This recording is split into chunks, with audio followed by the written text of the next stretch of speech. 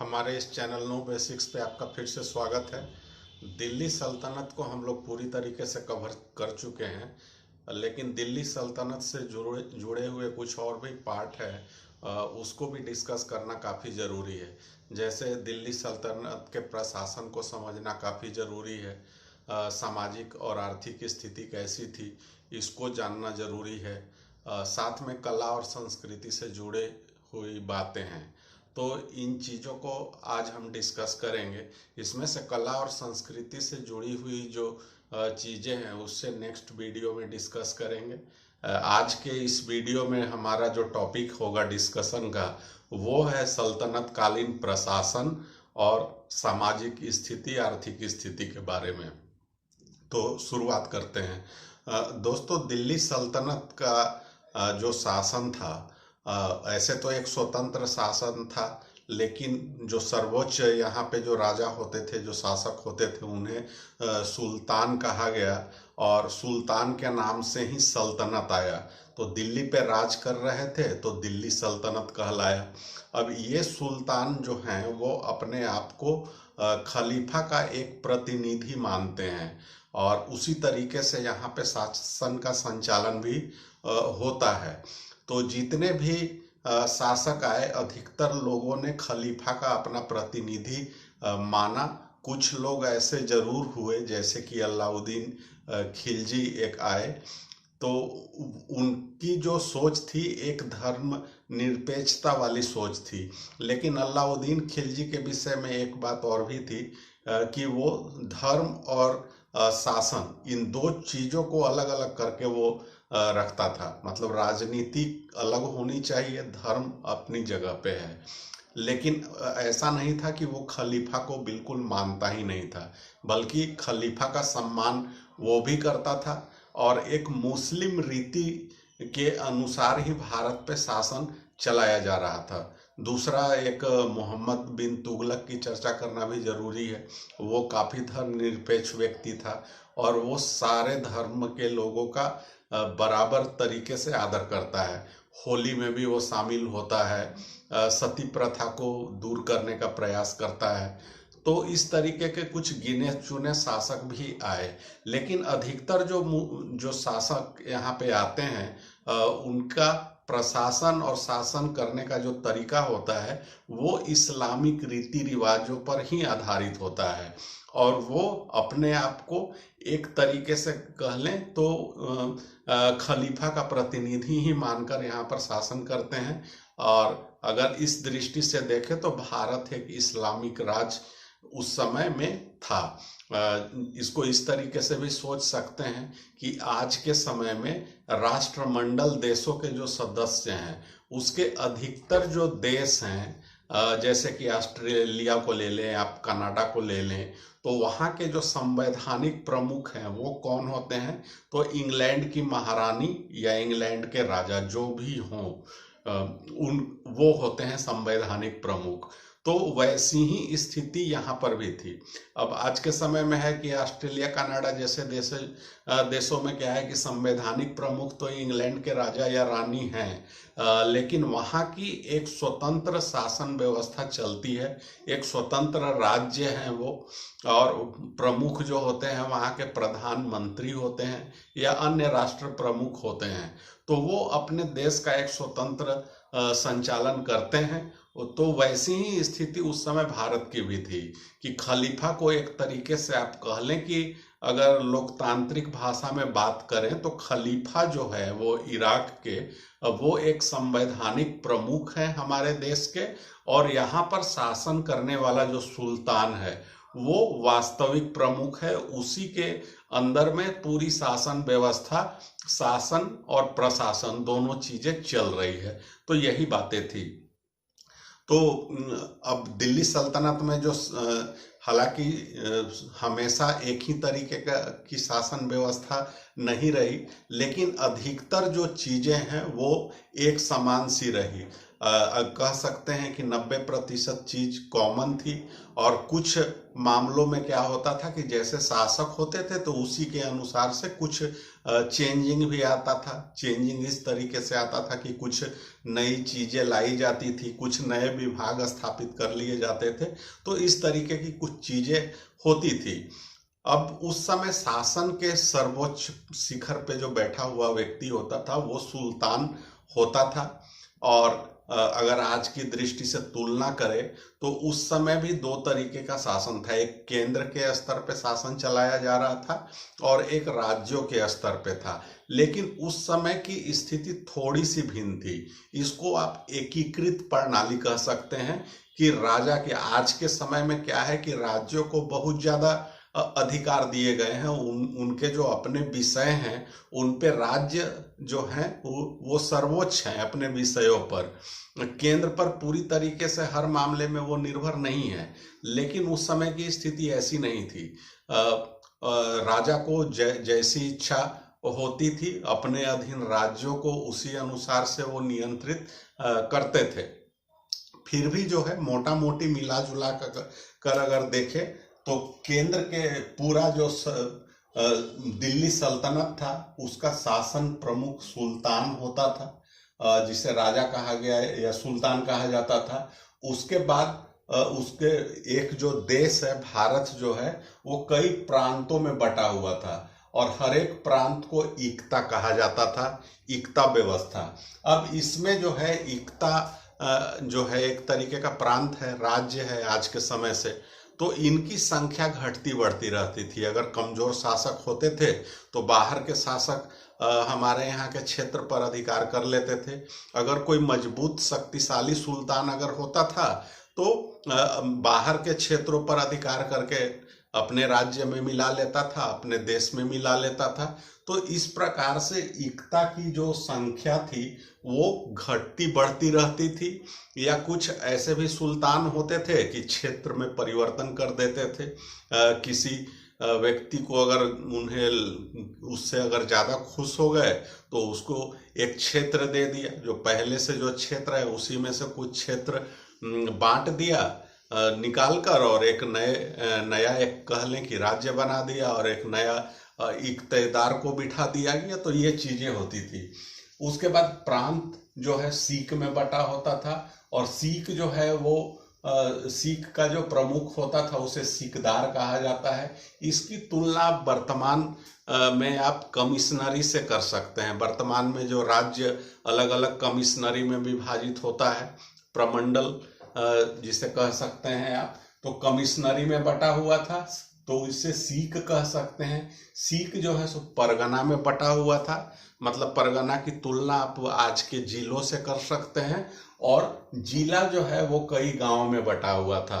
तो प्रशासनिक ढांचा जो था उसकी सबसे जो नीचे की इकाई थी वो थी गांव। गांव प्रशासनिक ढांचे का सबसे नीचे का स्तर था, ग्रामीण व्यवस्था थी। अब गांव के प्रमुख होते थे, दो प्रमुख होते थे। एक तो प्रमुख होते थे जो कि भूस्वामी होता था, जो जमीन का मालिक होता था, वो हुआ तो उसे खूत कहा जाता था। और दूसरा होता था जिसे मुकद्दम कहा जाता था, जो जिसे मुखिया का पावर दिया गया था, मुखिया था वो।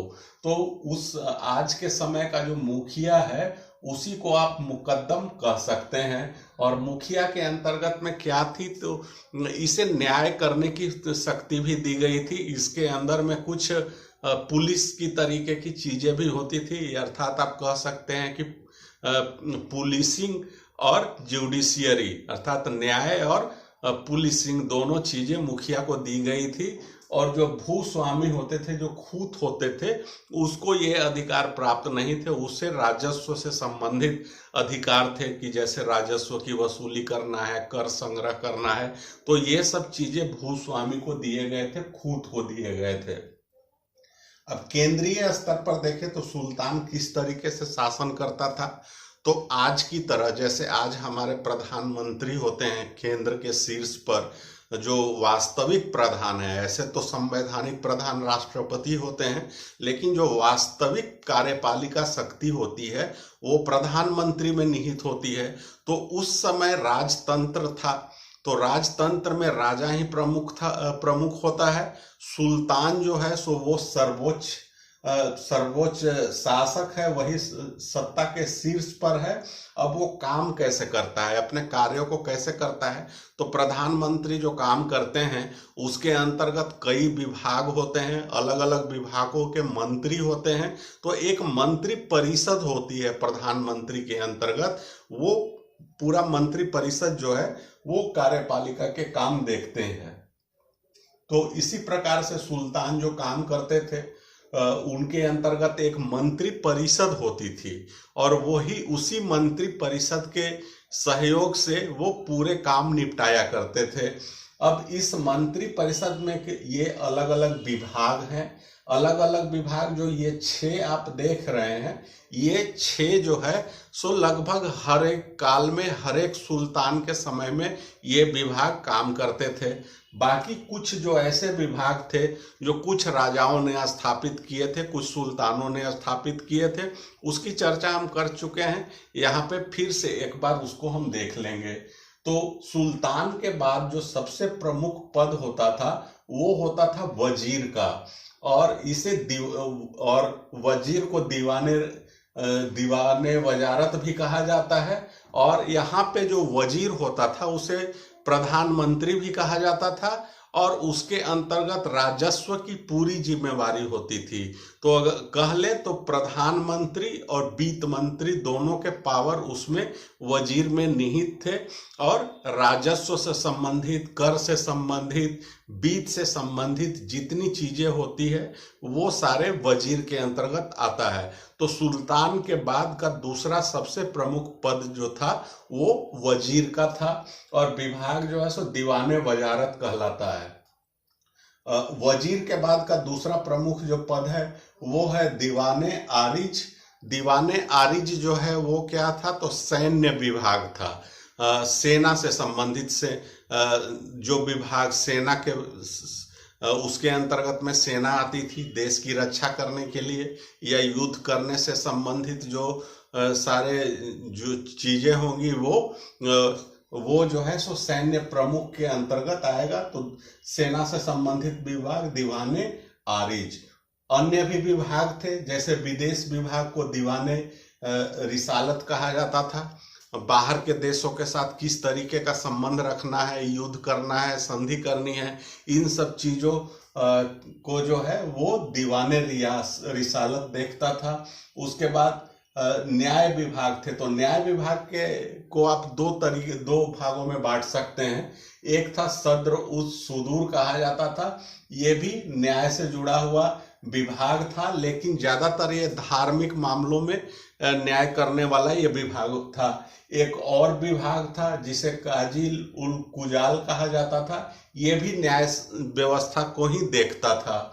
उसके बाद एक और विभाग है जो कि जिसे दीवाने इंसा कहा जाता है। तो दीवाने इंसा क्या है, तो वो शाही पत्र व्यवहार जो होते थे वो इसी के अंतर्गत किए जाते थे।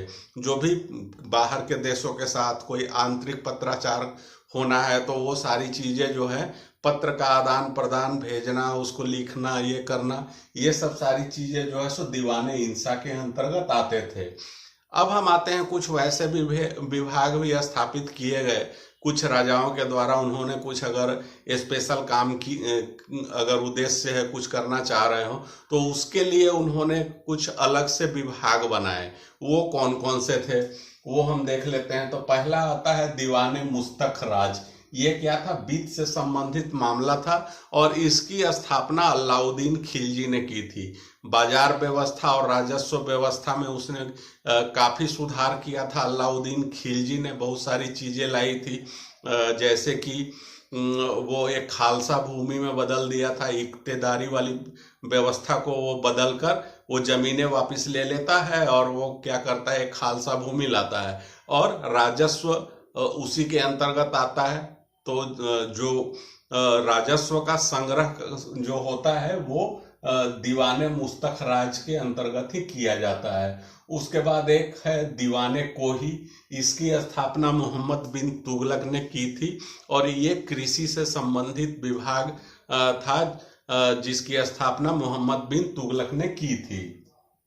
उसके बाद दीवाने अर्ज, ये भी सेना से संबंधित था और इसकी स्थापना बलबन ने की थी, दीवाने अर्ज की। उसके बाद दीवाने बंदगान, ये दासों के मामलों को देखने के लिए बनाया गया विभाग था और तुगलक काल में दासों की संख्या बहुत ज़्यादा थी और फिरोज शाह तुगलक के समय सबसे ज़्यादा संख्या थी, करीब 1,80,000 दास थे।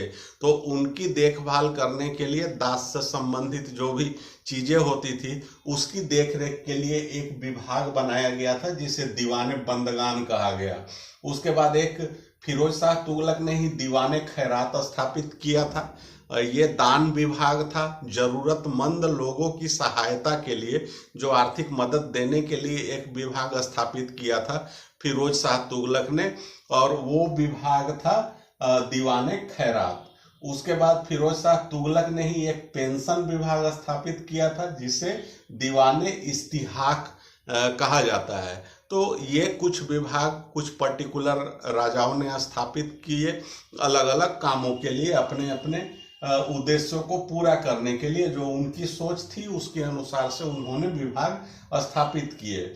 अब हम आते हैं कुछ महत्वपूर्ण जो काम है, अलग अलग इन्हीं सब विभागों से जुड़े हुए जो काम है वो किस तरीके से होते थे उसको हम देख लेते हैं। तो उस समय राजस्व व्यवस्था जो थी वो कैसी थी?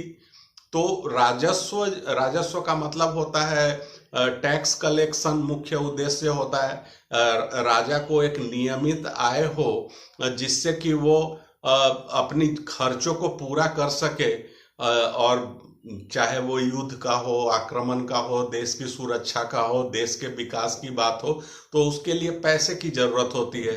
तो वो टैक्सिंग का जो सिस्टम था, कर संग्रह की प्रणाली थी, कौन कौन से कर लगते थे, तो उसी को हम देखते हैं। तो मुख्य रूप से 3 तरीके के कर थे। पहला जो कर था वो कृषि पर था, कृषि पर कर लगाया गया था और इसमें क्या था कि धार्मिक आधार पे भी कर के मामले में एक विभाजन था। जैसे कृषि कर को ही देख ले तो ये 2 पार्ट में इसको बांट सकते हैं। जैसे कृषि कर जो मुस्लिमों से लिया जाता था उसे उस्र कहा जाता था और ये कम था, ये जो है सो कम था। और गैर मुस्लिमों से जो लिया जाता था कृषि कर जो लगाया गया था उसे खराज कहा जाता है। तो खराज और उस समय फर्क यही है कि खराज जो है गैर मुस्लिमों पर लगाया जाने वाला कृषि कर है और उस्र जो है वो मुस्लिमों पर लगाया जाने वाला कृषि कर था। अब दोनों में फर्क इतना था कि ये वाला मुस्लिम शासन था तो मुस्लिमों पे कर कम था, गैर मुस्लिमों पर ज्यादा था। अब कृषि कर के बारे में हम लोग ऑलरेडी देख चुके हैं कि अधिकतर समय में 1/3 होता है और कुछ कुछ राजाओं ने इसे बढ़ाकर 1/2 किया। जैसे अलाउद्दीन ने बढ़ाकर 1/2 कर दिया था कृषि कर को। उसके बाद मोहम्मद बिन तुगलक भी कुछ क्षेत्रों के लिए, जैसे कि दोआब के क्षेत्रों के लिए, वो एक अलग टैक्स वाला सिस्टम लेके आता है कि उसको स्पेशल तरीके से विकसित करना है, वो ज़्यादा उपजाऊ है, तो वहाँ पे टैक्स बढ़ा दिया गया था। तो उस समय में भी 1/2 कर दिया जाता है। लेकिन आम तौर पे जो खराज था या जो कृषि का कर था वो 1/3 ही था। उसके बाद धार्मिक कर, दूसरे तरीके का जो कर है वो धार्मिक कर लगाया गया था। अब इसमें भी 2 तरीके के धार्मिक कर थे। मुस्लिमों पर जो लगाया जाता था उसे जकात कहा जाता था और जकात जो लगाया जाता था वो धनी मुस्लिमों पर लगाया जाता था। ऐसा नहीं था कि सारे ही मुस्लिम पर को जकात देना होता था, धनी जो मुस्लिम होते थे उन्हीं को देना होता था जकात कर, और ये आय का 2.5% होता था साधारणतया। उसके बाद जजिया कर लगाया जाता था, बहुत अच्छी तरीके से आप परिचित हैं। गैर मुस्लिमों पर जजिया कर लगाया जाता था और ये अलग अलग समय में अलग अलग होता था। कभी यह समाप्त भी कर दिया जाता था। कुछ जो कट्टर मुस्लिम शासक होते थे, जो कट्टर इस्लामिक रीति के आधार पे शासन चलाते हैं, तो वो जजिया कर को लगा देते थे फिर से या बढ़ा भी देते थे। जैसे कि फिरोज शाह तुगलक ने बढ़ा दिया, उसके बाद सिकंदर लोदी ने बढ़ाया।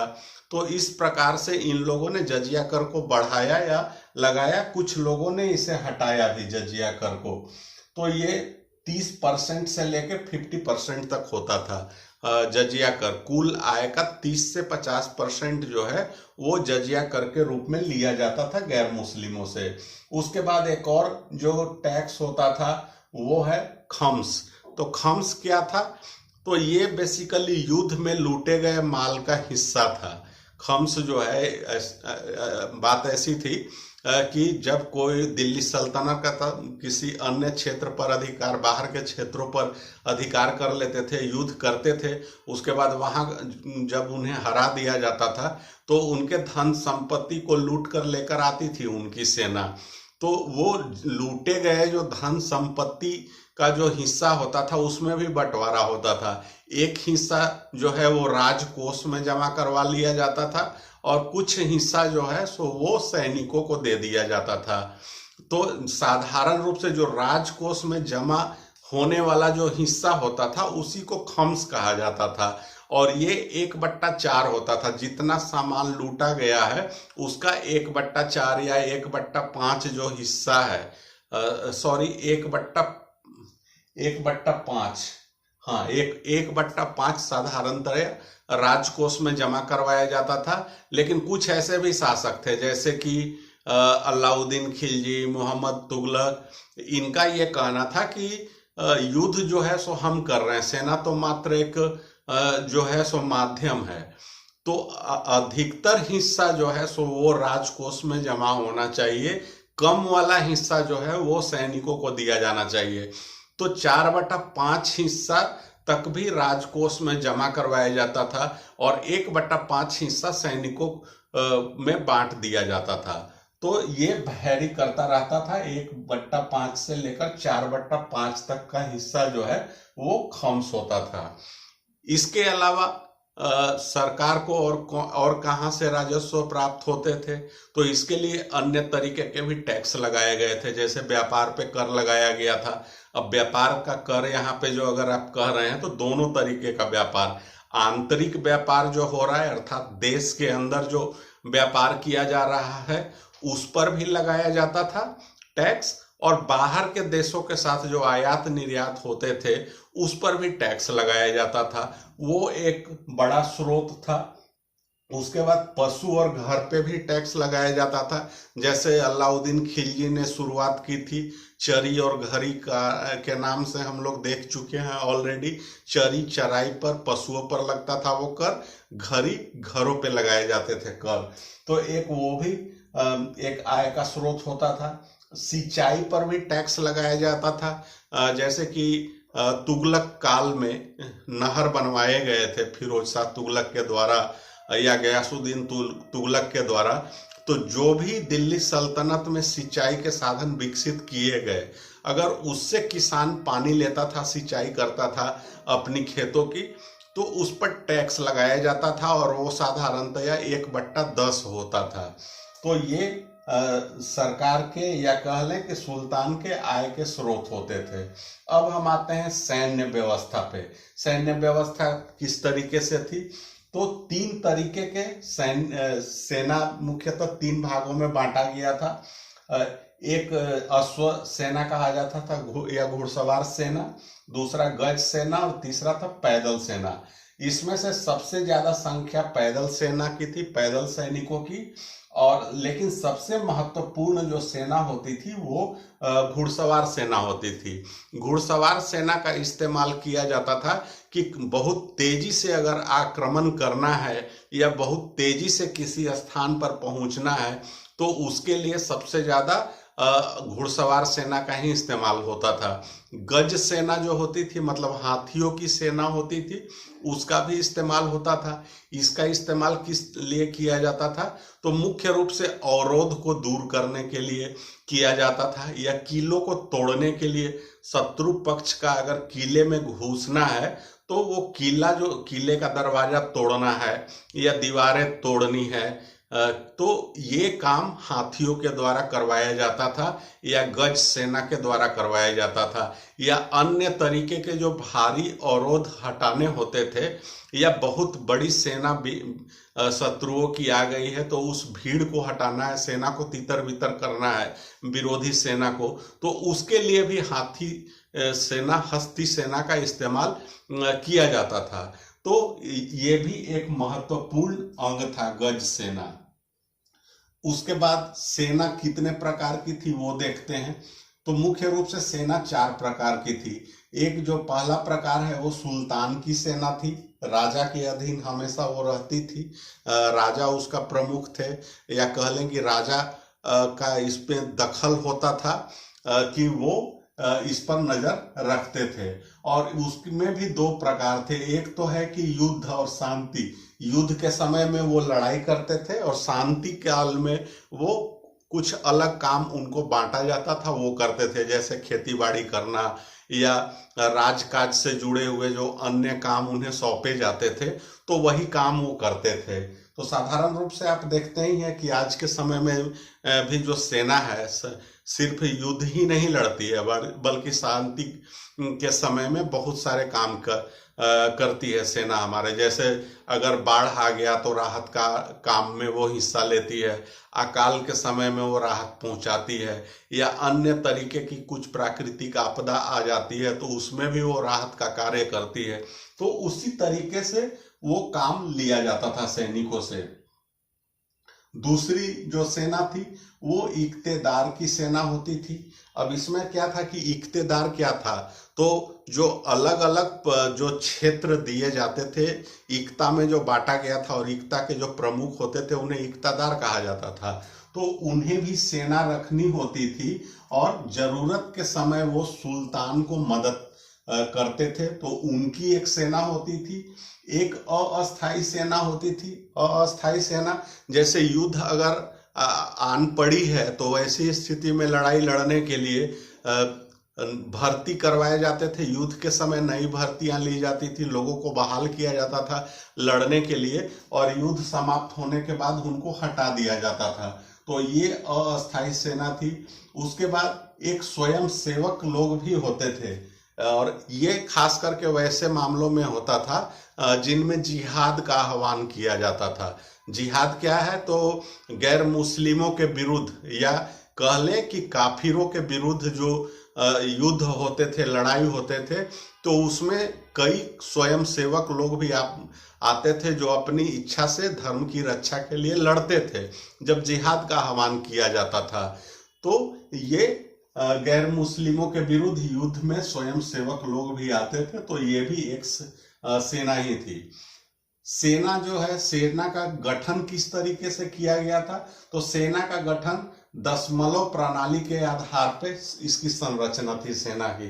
दशमलव प्रणाली कहने का मतलब है कि दशमलव जो होता है, मान लीजिए कि ये 0.1 है, तो 0.1 को आप क्या कहते हैं, 1/10 कहते हैं। तो यही स्थिति थी, इसी आधार पे सेना की संरचना थी। जैसे पैदल सेना, यहाँ पे अश्वारोही दल को आप ले लीजिए, तो सबसे नीचे की जो कड़ी है कि अश्वारोही, 10 अश्वारोही पर एक सरे खेल होगा, और 10 सरे खेल पर एक सिपह सालार होते थे, और 10 सिपह सालार पर एक अमीर होते थे, और 10 अमीर पर एक मल्लिक होते थे, और 10 मलिक पर एक खान होते थे। और खान जो है वो सेना का सर्वोच्च अधिकारी होता था। तो इसी तरीके से सेना का विभाजन किया गया था दशमलव प्रणाली के आधार पे। घुड़सवार सेना को भी, गज सेना को भी, और पैदल सेना को भी। इसके बाद हम विदेश विभाग पर आते हैं। विदेश विभाग का काम वही होता था, बाहर के देशों के साथ, बाह्य देशों के साथ मैत्री, युद्ध, शांति, इन सब चीजों से संबंधित वो संबंध का निर्धारण करना। तो इसमें मुख्य रूप से सुल्तान जो होते थे उन्हीं की प्रमुख भूमिका होती थी। तो इसमें जानने को ज्यादा कुछ है नहीं। अब हम आते हैं न्याय प्रणाली पे। तो न्याय प्रणाली कैसी थी, तो उस समय जो न्याय प्रणाली एक अच्छी न्याय प्रणाली थी, कह लें कि अपराध कम होते थे। कोई भी अपराध किया जाता था तो कठोर दंड का प्रावधान होता था, जैसे कि किसी का उसके शरीर से मांस काट लेना, उसे देश निकाला दे देना, या मौत के घाट उतार देना। तो कठोर दंड प्रावधान थे, उसकी वजह से अपराध कम होते थे। स्थानीय स्तर पे भी जो है सो वो न्याय किए जाते थे, जैसे कि अलग अलग प्रांत के आधार पर तो इक्तादारों को भी अधिकार होता था न्याय से संबंधित, सिकदारों को भी होता था। उसके बाद जो मुकद्दम है इनको भी ग्राम स्तर पे होता था। अगर सर्वोच्च स्तर पे देखें तो सुल्तान ही सबसे प्रमुख, सबसे बड़ा न्याय अधिकारी होता था। इसके अलावा न्याय के लिए 2 अलग अलग विभाग भी खोले गए थे, तो उनके स्तर पे भी न्याय किया जाता था। सुल्तान जो होता है वो साधारणतया सप्ताह में 2 दिन दरबार लगाते थे और वो लोगों की जो परेशानियों को सुनते थे और उस अनुसार से वो आदेश जारी करते थे, न्याय करते थे। या वैसे मामले हो जो बहुत ग्रेवियस नेचर के जो क्राइम है, वैसे मामलों में जो है सुल्तान न्याय करते थे। और बहुत सारे मामले ऐसे हो, जैसे जो धार्मिक मामलों से जो जुड़े हुए चीजें जो होती थी, उन मामलों में काजी का सलाह जरूर लिया जाता था। और बहुत सारे ऐसे मामले होते थे जिसमें कि सदरे सुदूर और काजी उल कुजाल की सहायता वो लेते थे सुल्तान, और उन्हीं की मदद से न्याय वो करते थे। पत्राचार के लिए एक डाक व्यवस्था विकसित की गई थी। हरकारा कहा जाता था डाकिये को। हरकारा जो है एक जगह से दूसरी जगह जो है सो वो डाक लेकर जाते हैं। एक मतलब इंटरवल पर अलग अलग मतलब दूरी बनी हुई है, उतने इंटरवल पर इतने डाकिया होंगे, और यहाँ से वहाँ तक एक लेके जाता था, वो दूसरे को ट्रांसफर कर दिया, फिर वो लेके आगे बढ़ता था। तो इस सिस्टम में काम होता था। अगर तेज गति से अगर भेजना है, पत्राचार करना है, तो उसके लिए घोड़ों का भी इस्तेमाल किया जाता था। आर्थिक स्थिति कैसी थी? तो आर्थिक स्थिति मिला जुला कर अच्छी थी। कृषि की स्थिति, आत्मनिर्भर कृषि व्यवस्था थी और अधिशेष बच जाता था, मतलब उपयोग में लाने के बाद भी लोगों को बच जाते थे खाद्यान्न। उद्योगों की कैसी स्थिति थी? तो यह कृषि आधारित उद्योग धंधा था। हथकरघा विकसित अवस्था में था। चरखे का विकास था, मतलब चरखा मीन्स कपड़ों को बुना जाता था। रेशमी और सूती दोनों तरीके के कपड़े बनाए जाते थे।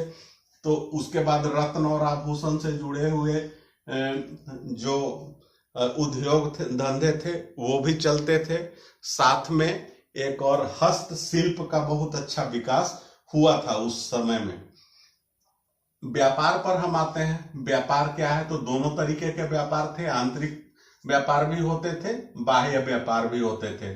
बाह्य व्यापार में सबसे ज्यादा व्यापार मध्य एशिया और पश्चिम एशिया से होते थे। कुछ समय चीन में, खास करके मोहम्मद बिन तुगलक के बाद चीन से भी व्यापार शुरू हुआ था। अफ्रीकी देशों के साथ भी व्यापार होते थे। तो व्यापार में किन वस्तुओं का बाहर के देशों के साथ जो व्यापार किया जाता था, तो उसमें आयात और निर्यात में किन वस्तुओं का आयात होता था, निर्यात होता था, वो देखते हैं। निर्यात में खाद्यान्न, जो अधिशेष बचता था उसको निर्यात कर दिया जाता था। मसाला का, कपड़ा का, हस्तकलाकृति का, रत्न आभूषण का निर्यात किया जाता था। आयात किन चीजों का होता था? तो घोड़ों का, मुख्य रूप से अरबी घोड़े, तलवार या अन्य हथियार जो है उनका, शराब का, खजूर का, मेवा का, इन चीजों का आयात किया जाता था। अब आते हैं सामाजिक स्थिति को देख लेते हैं कैसी थी।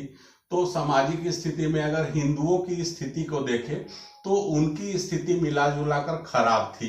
उनके साथ धार्मिक भेदभाव किया जाता था।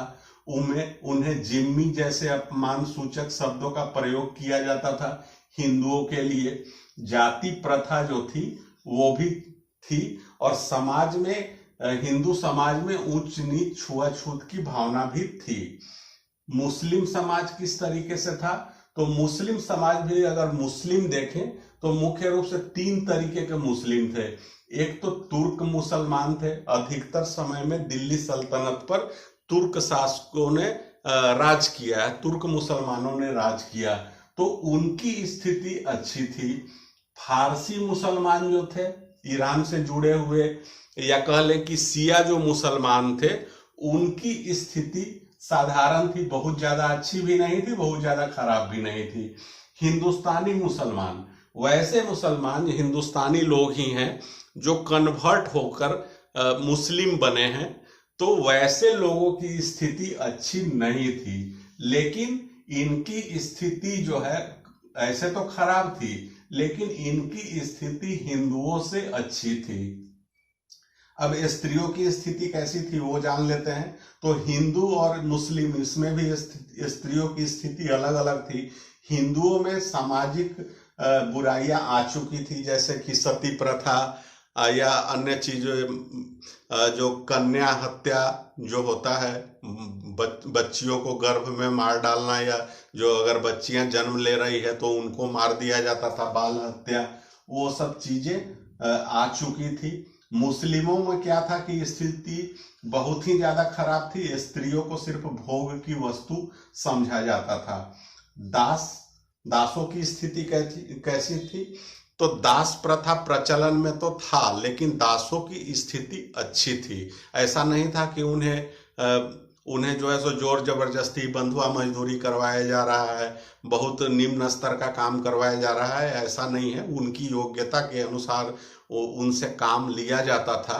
और फिरोज शाह तुगलक ने तो एक दीवाने बंदगान ही स्थापित की थी, विभाग की। तो वो दासों की देखभाल के लिए ही वो विभाग स्थापित किया गया था। तो दास प्रथा प्रचलन में था, लेकिन स्थिति उनकी अच्छी थी। कानून व्यवस्था की स्थिति कैसी थी मिला जुला कर? तो कानून व्यवस्था की स्थिति मिला जुला कर ठीक ठाक था, क्योंकि न्याय व्यवस्था जो यहाँ पर था वो कठोर था।